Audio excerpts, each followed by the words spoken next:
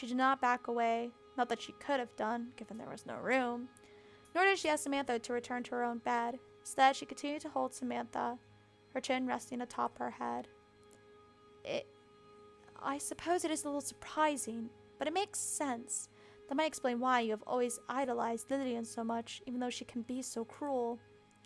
So you don't mind? I don't mind. It isn't really any of my business. Simon might, though. I don't want to think about Simon, but he thinks about you. He really likes you. I wish he didn't. I wish he hated me. That would make everything a lot easier. Not that Samantha particularly cared about Simon's feelings. He was nothing to her, occupying a space in her brain no bigger than a pumpkin seed. Oof. I do not know why he likes you so much either, given you are so difficult. Must be because you were his first girlfriend. Please don't say that. I wasn't his girlfriend. But you did sleep together. It was just an experiment. I didn't enjoy it. Ooh, these girls. And you say Lillian can be cruel. You know, if we lived in an earlier century, you would be married to Simon right now, with a child on the way. Back then, wayward girls like yourself who slept with men before marriage had to face the consequences. Well, it's a very good thing we don't live in an earlier century, because that would be utterly miserable. Just thinking about it was depressing. Who are you to judge me anyway, Roberta? You've slept with Edmund and you are not married. No, but I have been dating him for more than a year. I genuinely love him, quite unlike you and Simon. But you are still the one who introduced me to him. You should take some responsibility. I did it to cheer you up. I thought you might come to like him, given time. Simon is a sweetheart, and you need somebody to be nice to you. He is a sweetheart, but I can't love somebody simply because they are sweet. There was no attraction, no connection, no anything. He was not even familiar with Kant, Roberta. Your criteria for potential partners really is odd, Sam. Only you would rank a general knowledge of German philosophers as being more important than kindness. Please don't tease me, Bobby. Anyway, I don't like him, and that's the end of that. I didn't like him before we slept together, and I don't like him anymore now that we have done it. Is that because of Lillian? Maybe. Roberta sighed. You really are obsessed. You follow her around like a lost puppy with a wagging tail.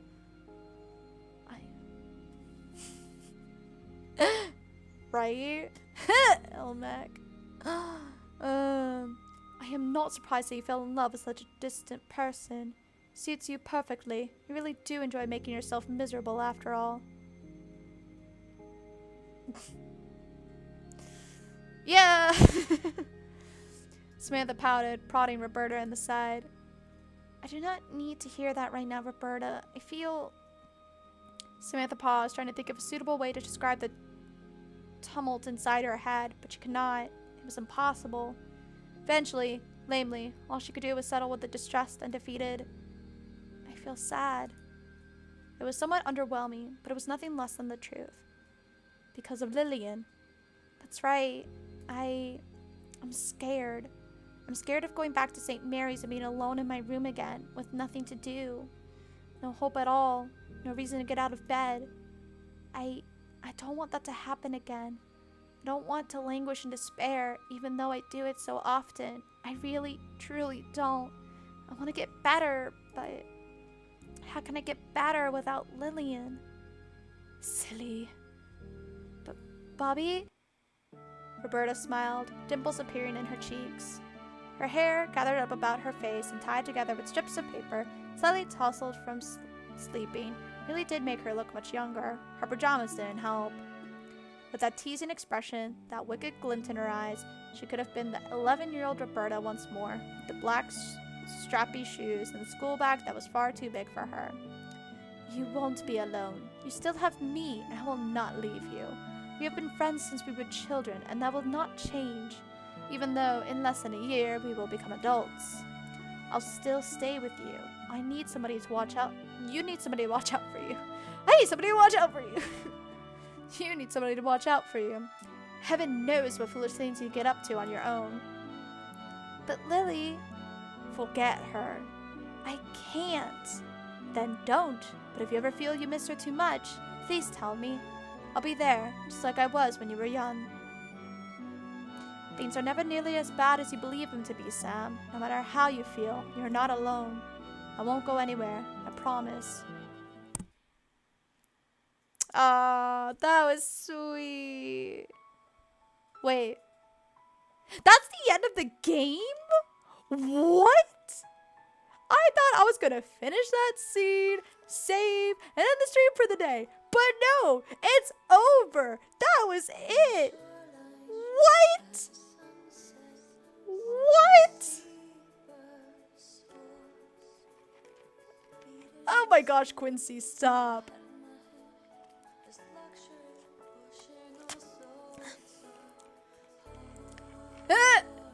Goldilocks, yes.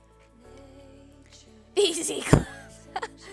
I didn't expect that to be it. I think there's like a few other achievements though, so I think there are different endings to this, though I don't know what the endings are.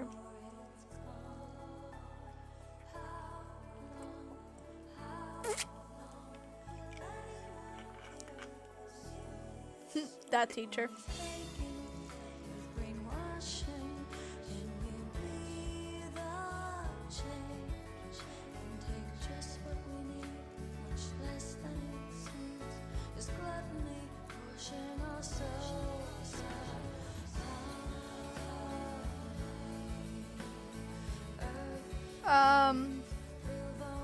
If there are different endings, not today, but I'll probably go back and you're welcome. I'll probably go back and replay it to see if there are different endings. But yeah, like I said, not today. I definitely want to go back though. Gosh, that was it though. Extras. What are the extras? Tell me. Oh my goodness, that's a wall of text, just like with the last game. I'm curious. A strange short story that hopefully evoked a gloomy feeling. All the characters in the story were based on real people, British writers who lived in 18th and 19th centuries. I thought it might be slightly odd subject matter to base a story around, but given we live in an exciting world where people can date pigeons, anthropomorphize countries, and squeal over cute aircraft carrier girls, I thought it might not be that unusual after all. Dang, she called us out. She called us out. Murray is always more exciting when cute girls are involved. All the writers present in the story, save one, were active during the Romantic period and can be classed as romantic writers. Blah, blah, blah. French Revolution. The aesthetics of the natural world and contrast the beautiful with the sublime.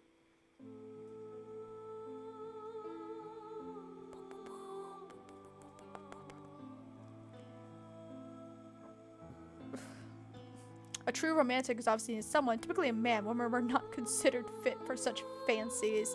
BS, who succumbs to wistful dreams and flights of fancy, who can lose himself amongst nature and his own lofty thoughts, and who strongly criticizes violence, bloodshed, and inequality amongst the classes. Samantha and Lillian are based on two of the most famous English romantic writers, Samuel Taylor Coleridge and William Wordsworth. Their relationship and the relationships between the rest of the characters are supposed to echo the real relationships between these writers. If you want to learn more about the particular writers these characters are based on, click on the links at the left, and I hope you don't feel too cheated to learn that this is an edutainment game disguised the girl's love story.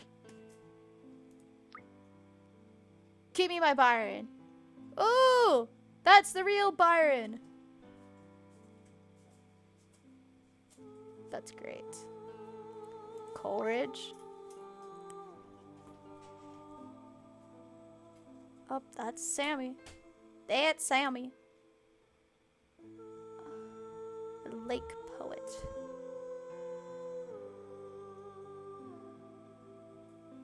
Oh, and he did have a lot of anxiety. And ignored by his parents.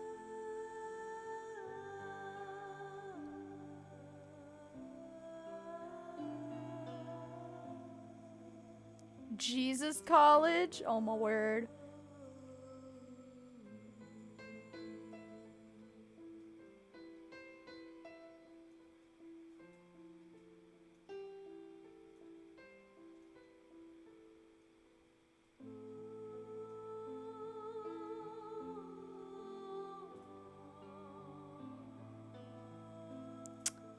Huh. Sounds like quite a lengthy history.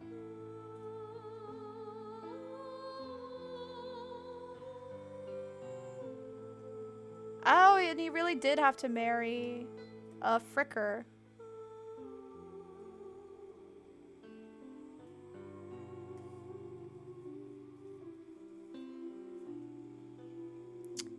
Met William Words and his sister Dorothy, and the three became close friends.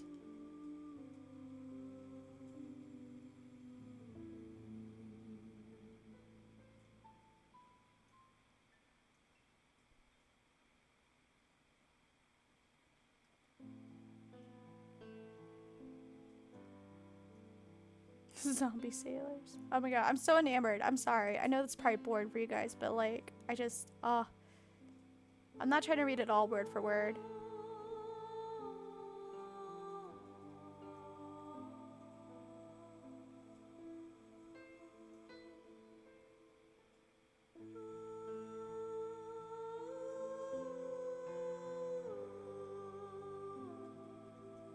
Oh, and you got addicted to opium. Oh no, baby.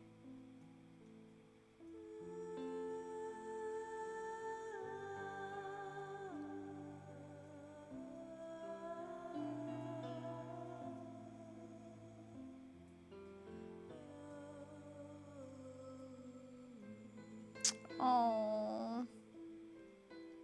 Alright, De Quincy. Give me the real De Quincy.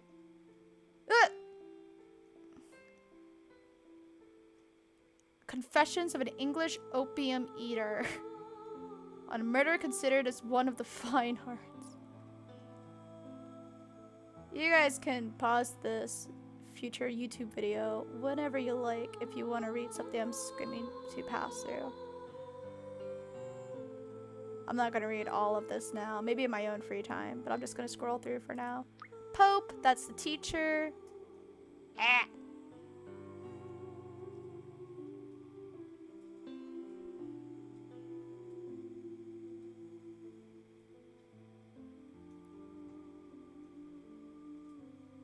Shelley. I don't remember seeing Shelley. Oh, Percy. Oh, Percy. Got it. Oh, it's married to the author of Frankenstein. Oh, gotcha. Okay. I remember slightly hearing about mainly her, but him as well.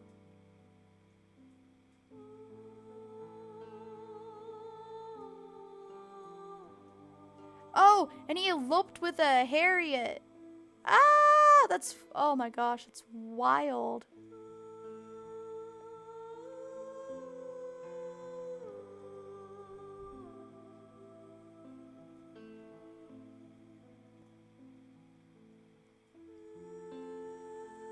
Oh, he kept thinking everyone was his soulmate. Oof.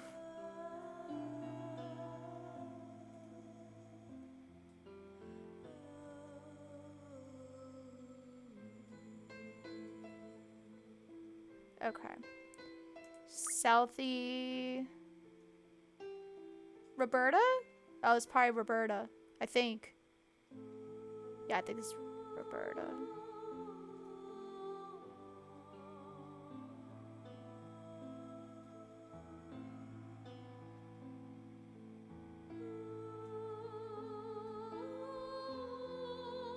And they loathed each other. Ah, yes.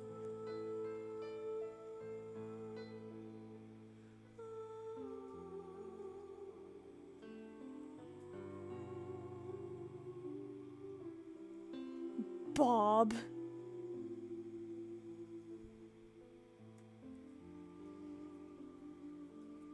Oh.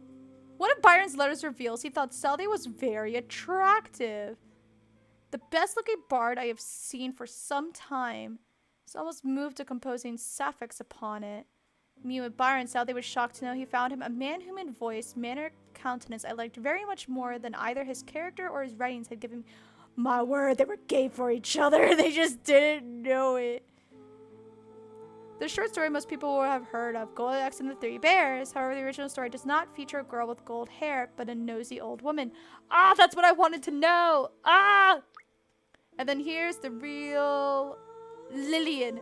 Oh my gosh, she has a toit face. I see it. I see the connection.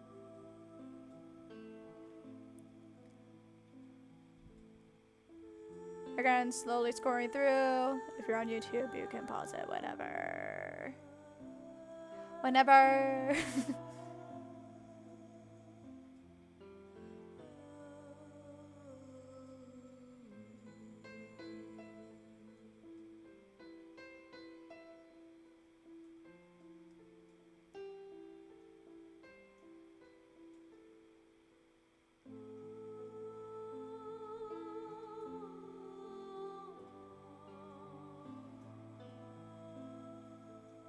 With Wordsworth's family, given Coleridge was obsessed with the idea that Wordsworth would one day tire of him, break off their friendship, which he later would do. What better way to ensure their continued acquaintance than to marry Wordsworth's wife's sister, to make them quite literally family. However, Coleridge's affection for Sarah did not amount to anything.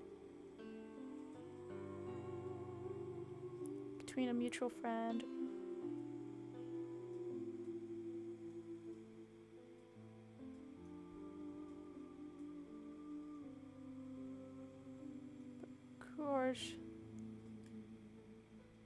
Reflects that Wordsworth, his once dearest friends, apparently claimed that he was an absolute nuisance in the family.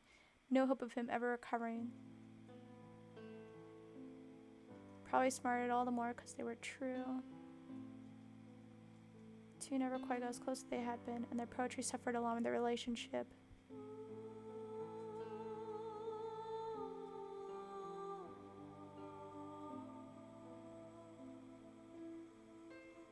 Has been largely characterized thanks to De Quincey's recollection of the lakes and lake poets being aloof and distant manuscripts. The end. Oh, look at the art! Oh, and there's stuff that's locked. Wait, what?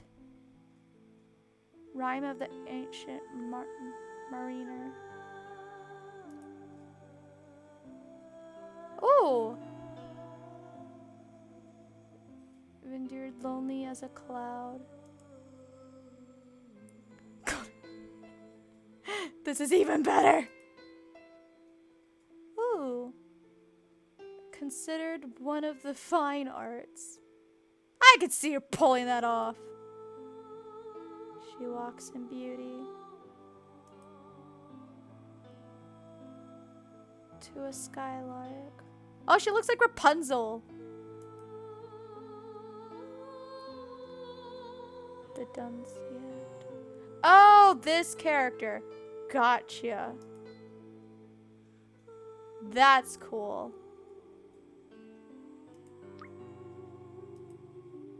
So I guess it ends in different ways, or there are at least different scenes to see. That's okay. I'm definitely gonna have to replay this, but like I said, not today.